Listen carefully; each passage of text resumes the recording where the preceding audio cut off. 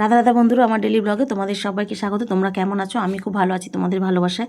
তো বন্ধুরা দেখো আজকে কি রান্না করেছি। আজকে রাত্রের রেসিপিটা আমি তোমাদের সঙ্গে শেয়ার করব।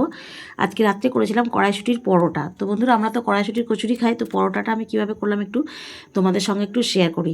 দেখো কড়াইশুঁটিগুলো ধুয়ে ছাড়িয়ে পরিষ্কার করে নিয়ে মিক্সিতে ভালো করে পেস্ট করে নিয়েছি।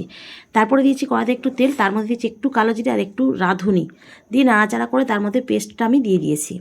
ওর মধ্যে দিয়েছি নুন আর হলুদ দিয়ে নাড়াচাড়া করে একটু জল শুকিয়ে আসলে তার মধ্যে দিয়েছি একটু চিনি দিয়ে নাড়াচাড়া করে তার মধ্যে দিয়েছি অল্প একটু ছাতু দিয়ে। যখন কড়াইশুঁটিটা একটু শক্ত হয়ে গেছে তখন আমি নামিয়ে নিয়েছি।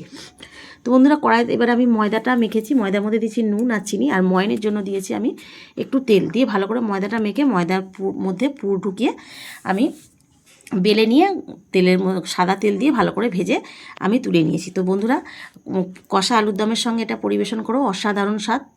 আর বন্ধুরা প্লিজ যারা সাবস্ক্রাইব করে দিয়েছো তাদেরকে অসংখ্য অসংখ্য ধন্যবাদ, তাদেরকে অনেক অনেক ভালোবাসা। যারা এখনও সাবস্ক্রাইব করোনি তারা সাবস্ক্রাইব করে আমার পাশে থেকো।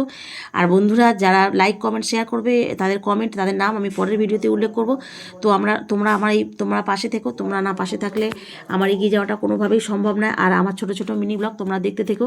আর ফেসবুক বন্ধুরা প্লিজ তোমরা ফলো করে পাশে থেকো। ইউটিউব বন্ধুরাও আমার সাবস্ক্রাইব করে পাশে থেকো। আর বন্ধুরা প্লিজ যেটা সমস্যা হবে রেসিপি বিষয় সেটা আমাকে কমেন্ট করো, আমি বলে দেবো। আর বন্ধুরা অনেকেই জানো আমার সোমবার